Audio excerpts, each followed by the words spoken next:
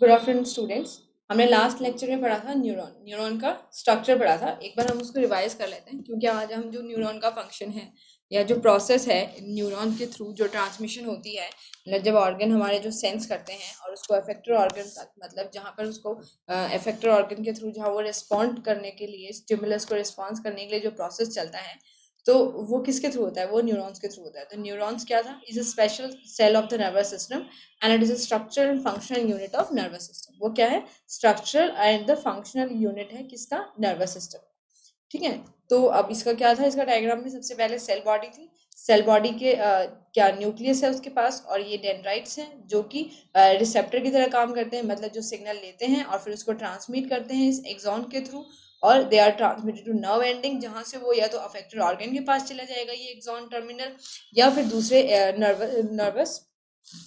Nervous tissue के पास दूसरे neuron के पास चला जाएगा सिग्नल लेके। ठीक है। तो ये हमने इसके बारे में पढ़ा था। जिसकी सेल बॉडी क्या होती है? सेल बॉडी के अंदर साइटोप्लाज्म और न्यूक्लियस है। ठीक है। एंड इसके बाद stretching, they have the thin fibre of the stretching of the, that is, हम उसको क्या बोलते हैं? नर्व फाइबर्स बोलते हैं उनको। और जो डेंड्राइट्स हैं वो क्या है? दीज आर दी डेंड्राइट्स जो है वो क्या करते हैं? वो नर्व इम्पल्स को pick up the nerve impulse, मतलब जो भी स्टिमुलाई आया है या किसी नर्व के थ्रू आया है या किसी ऑर्गन के थ्रू आया है, उसको पिक करेंगे। और these are the shorter fiber. ये क्या है? उसके शॉर्टर फाइबर है, क्योंकि सेल बॉडी के बाहर क्या लगे होते हैं? आगे पीछे फाइबर से लगे होते हैं, एक साइड एक्सॉन एक साइड डेंड्राइट।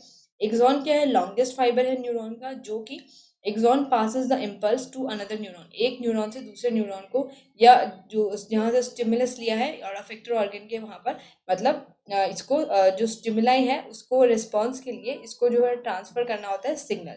वो किसका काम होता है? एक्सॉन का काम होता है। ठीक है। अब हम देखते हैं जो हमारे न्यूरॉन्स हैं वो तीन टाइप के न्यूरॉन्स होते हैं। ठीक है। एक होता है सेंसरी न्यूरॉन, एक होता है मोटर मोटर न्यूरॉन, एक होता है rely neuron. Neuron sensory, motor and relay. Sensory neuron transmit impulse from sensory sales. जो हमारे सेंसरी सेल्स हैं, जैसे कि हमने क्या पढ़ा था? वी हैविंग दी ऑल्फैक्टो रिसेप्टर, जो नोज, जो स्मेल के लिए सेंस करते हैं। Olfactory receptor. अब ये रिसेप्टर प्रेजेंट कहाँ होते हैं? ये रिसेप्टर सेल के ऊपर ही प्रेजेंट होते हैं। जो हमारी नोज वाला ऑर्गन है वहां पर कुछ सेल प्रेजेंट है जिनके ऊपर ये रिसेप्टर प्रेजेंट है। ठीक है। तो ये जो सेंसरी सेल्स हैं, इसके यहाँ पर जो न्यूरॉन्स प्रेजेंट हैं वो कौन से हैं? वो कहाँ जाते हैं? सीधा लेके उसको ब्रेन के पास जाएंगे या स्पाइनल कॉर्ड के पास जाएंगे, क्योंकि हमारी बॉडी को कुछ एक्शन करना है उसके रिगार्डिंग। हमारी बॉडी को, मतलब अगर नूज से रिलेटेड है, कि आप मान लीजिए आपने कुछ, we have some foul smell is there, कोई खराब स्मेल है, तो आपका ब्रेन बोलेगा इट्स अ फाउल स्मेल, तो you will put your hand on your nose, ताकि आप उस स्मेल से बच सकें। ठीक है। तो ये भी एक तरह का एक्शन ही है रिगार्डिंग द स्टिमुलाई जो आपको स्टिमुलस मिला है।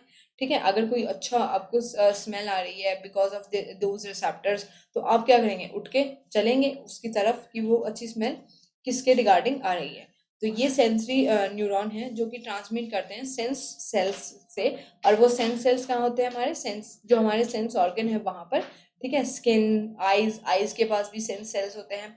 वहां पर हमारे फोटो रिसेप्टर प्रेजेंट होते हैं। और वो सीधा फिर कहाँ से लेके आते हैं? सेंट्रल नर्वस सिस्टम के पास। फिर आता है motor neuron. Motor neuron transmit the impulse from central nervous system to the muscles. मतलब सेंट्रल नर्वस सिस्टम को स्टिमुलस मिला, उसको कुछ पता लगा कि हाँ ऐसा कुछ स्टिमुलस मिला है, एकदम से कोई गर्म चीज मिली है। तो ब्रेन क्या कहेगा? आपके हैंड की मसल्स को बोलेगा कि भाई अपने हाथ को वहां से तुम हटा लो। तो ये प्रोसेस हमें ऐसा लगता है कि विद इन अ सेकेंड हो गया है। तो अब आप ये सोचिए कि जो नर्व इम्पल्स, पहले आपके हाथ को गर्म चीज लगी, वो गर्म ने उसको ब्रेन को पता लगा कि हाँ ये गर्म है, हाथ को तो नहीं पता लगेगा। वो नर्वस सिस्टम आपका कंट्रोल और कोऑर्डिनेशन और जो सोचने वाला काम होता है, या सही करना है गलत करना है, वो कहाँ? ब्रेन कोऑर्डिनेट करता है उसको। फिर ब्रेन के पास, यस आप कह सकते हैं अपने स्पाइनल कॉर्ड के, ये ब्रेन ब्रेन को पता लगा कि वो तो सेंसरी न्यूरॉन ने काम कर दिया कि ब्रेन को पता लग गया कि भाई वो चीज़ गर्म है। अब वो चीज़ गर्म है तो उसके रिगार्डिंग आपको कुछ एक्शन करना है। क्या एक्शन करना है? वहां से आपको अपना हाथ हटाना है।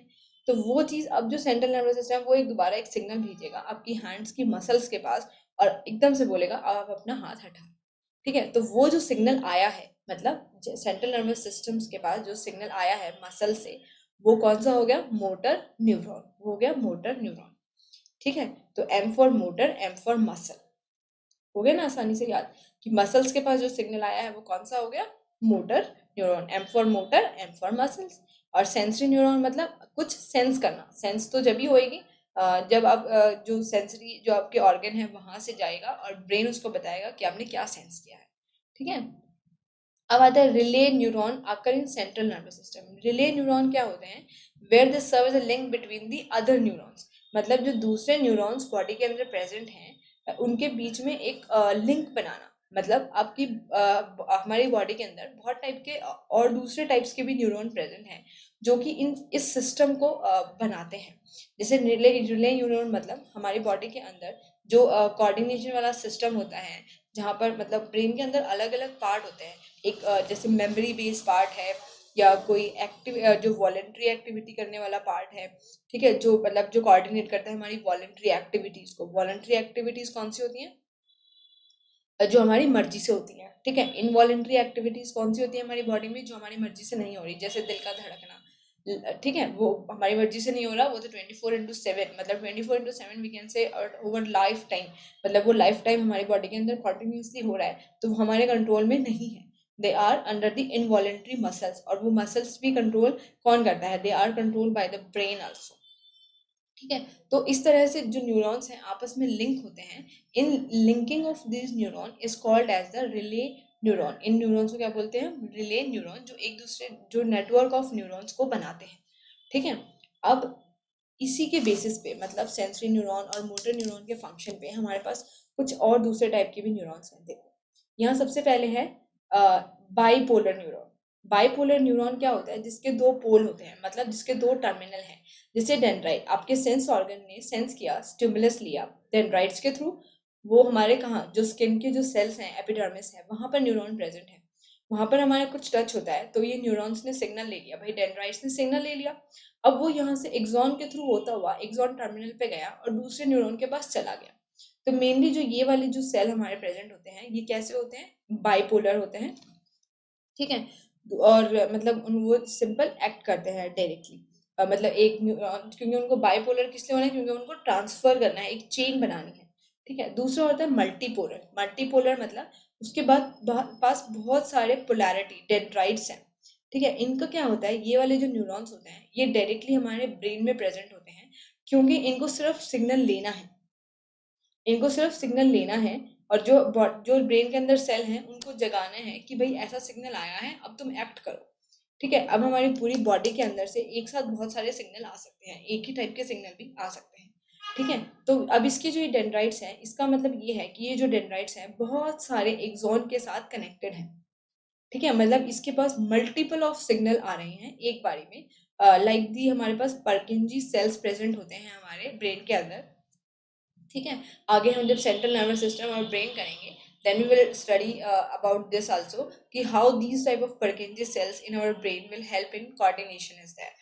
ठीक है, तो ये वहां पर प्रेजेंट होते हैं जहां पर बहुत सारे एक्सॉन एक साथ सिग्नल लेके आते हैं, और इस वाले जो ये वाला न्यूरॉन है इसको देते हैं, और ये फिर सीधा सेल के साथ कनेक्टेड हो जाता है। ये एक्ट करता है फिर डायरेक्टली उस सेल के ऊपर। ठीक है, तो इस तरह से ये मल्टीपोलर का फंक्शन हो गया। ठीक है, और दूसरा आता है unipolar nerve cells. Unipolar nerve cells के मतलब इनके पास बस एक ही पोल है, इनके पास एक्सॉन जैसा कुछ नहीं है, सेल बॉडी है, एक्सॉन डेंड्राइट इज देयर। वो सिर्फ क्या करते हैं? वो रिसेप्शन का काम करते हैं, वो कहीं पर कोई सिग्नल का टाइप का नहीं लेके जाते हैं, उन्होंने मतलब रिसेप्ट कर लिया कि उन्होंने सिग्नल ले लिया, अब उसके ऊपर एक्ट करने का काम जो है वो आगे जो न्यूरॉन्स है उनका काम है। ठीक है, तो ये भी मेनली हमारे जो सेंसरी ऑर्गन्स हैं उन्हीं में प्रेजेंट होते हैं, unipolar nerve cells. Now that अब हमने सिग्नल तो ले लिया। ठीक है, अब एक सिग्नल से दूसरे सिग्नल पे हम कैसे जाएंगे? अब हम एक काम करते हैं, पहले हम इसको नहीं पढ़ेंगे। ठीक है, पहले हम सिर्फ समझने की कोशिश करेंगे what is this all about this, कि ये कैसे एक न्यूरॉन से दूसरे न्यूरॉन के पास जाता है। क्या दूसरा न्यूरॉन एक दूसरे न्यूरॉन के साथ बिल्कुल एकदम कनेक्टेड है? मतलब जैसे कि ये हमारे पास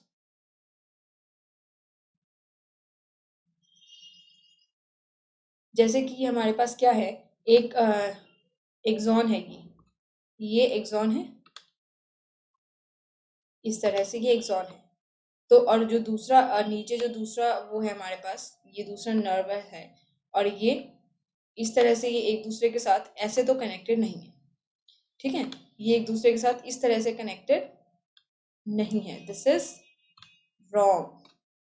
इस तरह से कोई सिग्नल पास नहीं होता है कि जो जैसे कि एक वायर होती है ना, आप घर में देखते हैं, आप क्या करते हैं, घर में आप वायर देखते हैं, उसमें क्या होता है कि जब भी कहीं पे जोड़ मतलब कहीं पे वो हो गया है, टू कट लग गया है, तो इलेक्ट्रिक सिग्नल पास नहीं होगा, है ना। ऐसे ही होता है ना, इलेक्ट्रिक सिग्नल नहीं पास होगा तो हम उसको आपस में जो वायर्स हैं उनको जोड़ के टेप लगा देते हैं। ठीक है, तो मतलब वो एक दूसरे से बिल्कुल कनेक्टेड रहने चाहिए, और फिर जो हमारा जो वो है सिग्नल है वो पास होगा। लेकिन नहीं, इसमें ऐसा नहीं होता है। जो हमारा ये वाला जो सिस्टम है इसमें ऐसा नहीं होता है। ठीक है, इसमें ऐसा कुछ भी नहीं होता है।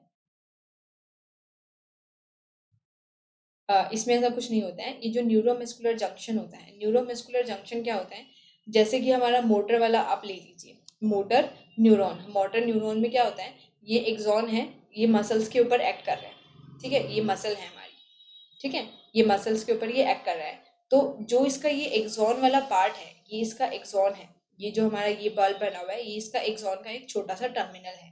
ठीक है, इस टर्मिनल के अंदर ये छोटे छोटे न्यूरो प्रेजेंट है, ये केमिकल सब्सटेंसेस हैं जो कि सिग्नल को आगे लेके जाएंगे। ठीक है, एक्सॉन कोई ऐसा नहीं है कि एक्सॉन कोई हथौड़ा टाइप है, उसने मारा मसल्स के ऊपर और भाई उसने एक्ट कर दिया, नहीं, ऐसा कुछ नहीं है। ये जितना भी सिस्टम है नर्व इम्पल्स का, ये केमिकल सिस्टम है। ठीक है, तो ये जो केमिकल सब्सटेंसेस हैं ये इसमें से बाहर निकलेंगे। ठीक है, एक्सोसाइटोसिस के थ्रू, मतलब सेल के अंदर से, जैसे कि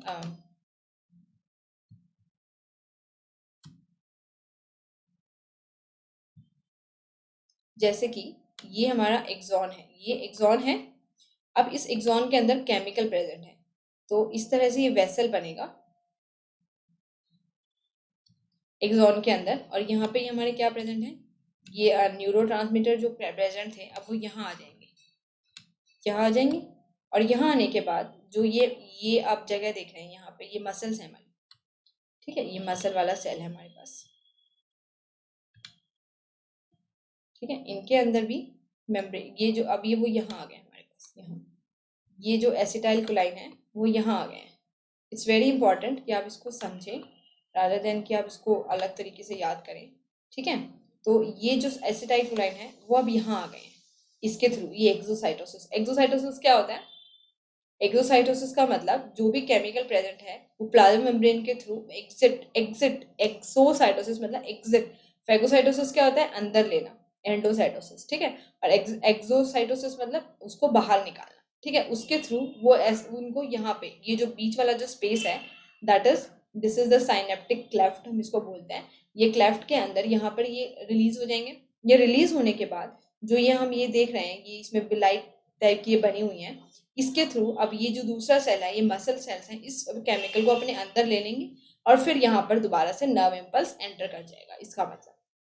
तो ये एक बीच में साइनेप्सिस प्रेजेंट होता है, दो, जहाँ पर सिग्नल, जहाँ से सिग्नल आया है और जहाँ सिग्नल को जाना है, उन दोनों के बीच में एक साइनेप्सिस प्रेजेंट होता है, जिसके थ्रू उनके बीच में क्या होता है, उनके बीच में इंटरेक्शन होता है, या हम कह सकते हैं कि हाँ, इंटरेक्शन होता है, जिससे कि नर्व इम्पल्स जो है वो ट्रैवल करती है एक एक्सॉन से दूसरे सेल में, या फिर एक एक्सॉन से दूसरे डेंड्राइट में। ठीक है, तो जैसे ये हमारे पास एक्सॉन है और ये दूसरे सेल का डेंड्राइट है, तो इनके भी जुड़े नहीं हुए हैं। यहाँ पर भी क्या प्रेजेंट है, ये वाली जो जगह है ये साइनेप्सिस। तो यहाँ पे जो एसिटाइल कोलाइन या न्यूरोट्रांसमीटर थे वो अब यहाँ पे जाएंगे, और फिर यहाँ से वो कुछ में केमिकल मॉडिफिकेशन होगा और फिर वो डेंड्राइट्स में जाएंगे। तो every neuron is connected by the synapsis, मतलब उनके बीच में क्या है, साइनेप्सिस, जिसके थ्रू वो सिग्नल पास करते हैं। ठीक है, तो ऐसे हमारा जो नर्व इम्पल्स है, या हमारी जो इलेक्ट्रिक इम्पल्स या नर्व इम्पल्स या नर्व मैसेज है, वो इस तरह से हमारा पास होता है एक सेल से, एक सेल से, एक नर्व सेल से दूसरे नर्व सेल में, या एक नर्व सेल से अफेक्टेड ऑर्गन में। अब हम इसकी थ्योरी पढ़ लेते हैं। और माइटोकॉन्ड्रिया क्यों जरूरी है, क्योंकि माइटोकॉन्ड्रिया इसलिए जरूरी है क्योंकि it's all required the energy. इसको क्या चाहिए, ये जो जितना भी प्रोसेस हमारा हो रहा है यहाँ से यहाँ ट्रांसफर होने का भी, और एक्सॉन के थ्रू, जो हमारा एक्सॉन है, हो गया हमारा पेन, हाँ, जो ये हमारा एक्सॉन है ये वाला, ये एक्सॉन वाली ब्रांच थी, और ये ऊपर सेल बॉडी है।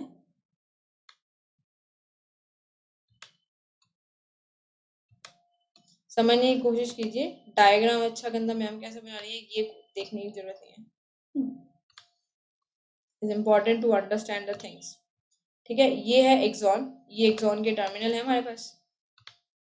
ठीक है, तो यहाँ से भी वो हमारी नर्व इम्पल्स पास होती है ना डेंड्राइट्स के पास, यहाँ निकल, उसको भी क्या चाहिए, एनर्जी। तो it's a very important, mitochondria is very important, क्योंकि हमें क्या चाहिए यहाँ पर, हमें चाहिए एटीपी। एटीपी कहाँ पे सिंथेसिस होता है, एटीपी क्या चाहिए हमें, ये सारे प्रोसेस को क्या चाहिए, एटीपी। इसलिए जो माइटोकॉन्ड्रिया है is a very important, ATP इसके अंदर, एटीपी बहुत इंपॉर्टेंट है, क्योंकि ये सारा प्रोसेस एटीपी एनर्जी से ही कंडक्ट होता है, और इट्स वेरी फास्ट आल्सो। तो इसीलिए यहाँ पर ही माइटोकॉन्ड्रिया दिखाए गए हैं यहाँ पर भी, क्योंकि ये सारा प्रोसेस एटीपी रिलेटेड है। अब हम इसकी थोड़ी थ्योरी पढ़ लेते हैं, राइट। अब transmission of nerve impulse, the nervous tissue is made up of organise network of nerve cells. जो भी नर्व सेल्स की एक ऑर्गेनाइज नेटवर्क का बना होता है नर्वस टिश्यू, ठीक है, और न्यूरॉन्स के लिए, और वो स्पेसिफिकली क्या उनका काम होता है, इलेक्ट्रिक इम्पल्स को पास करने का काम होता है। ठीक है, the message which neuron transmit in nervous system, the message which neuron transmit, जो मैसेज जो है न्यूरॉन ट्रांसमिट करते हैं नर्वस सिस्टम के अंदर, are in the form of electric impulse. वो किसकी फॉर्म में जाते हैं, electric impulse. They are very fast we can say, and that is called the nerve impulse. उसको हम क्या बोलते हैं, नर्व इम्पल्स बोलते हैं। ठीक है, उस इलेक्ट्रिक इम्पल्स को हम क्या बोलते हैं, nerve impulse, because it is transferred by the nerves. जो डेंड्राइट है वो क्या करते हैं, pick up the nerve impulse, वो इम्पल्स को पिक करते हैं रिसेप्टर से, and they pass impulse to the cell body, फिर सेल बॉडी को पास करते हुए एक्सॉन के थ्रू, और फिर axon pass the impulse to the other neuron through the junction. फिर वो जो जंक्शन, जो गैप हम जिसकी बात कर रहे थे, दो न्यूरॉन्स के बीच में होता है, उसको हम क्या बोलते हैं, साइनेप्सिस। एक माइक्रोस्कोपिक, इसको हम साइनेप्सिस कॉल क्या बोल सकते हैं, a microscopic gap between the pair of adjacent neuron over which the nerves impulse passes when going from one neuron to the next. एक न्यूरॉन से दूसरे न्यूरॉन पे, या एक न्यूरॉन से दूसरे सेल के ऊपर जाती है, तो that is called as synapsis. उसको हम क्या बोलते हैं, साइनेप्स। उसको हम क्या बोलते हैं, साइनेप्स। ठीक है, तो नर्व इम्पल्स जो है वो एक स्मॉल गैप के थ्रू कैसे ट्रांसफर होती है, एक केमिकल सब्सटेंस के थ्रू ट्रांसफर होती है, जिसको हम क्या बोलते हैं, इसको हम बोलते हैं neurotransmitter. What is a neurotransmitter, neurotransmitter is the chemical substances that carry out the nerve impulse from one neuron to the another neuron through synapses। ठीक है, सो और जो साइनेप्सिस है वो एक्चुअली वन वे वेल्व है, मतलब it occur in only one direction. In one direction means it is always from axon to dendrite, dendrite to axon नहीं होता, it is always from axon to dendrite, मतलब axon से और dendrite की तरफ जो रास्ता जाता है, या जो नर्व इम्पल्स जाती है, उसी को सिर्फ साइनेप्सिस कंट्रोल करता है, तो it is always one direction. ठीक है, so this is all about the nerve impulse, the structure of neuron and the transmission of nerve impulse is very important, and diagram, this diagram is also very important, that how it is transferred, how the nerve impulse is transferred, then we will from one neuron to the another neuron, is we can say that it is by the synapses, okay, and by the help of chemical substances. This is important part of the our chapter is there, so please learn this and make understand. अगर किसी को नहीं समझ में आया, then also give me drop me a message. I will again try to revise your this topic also.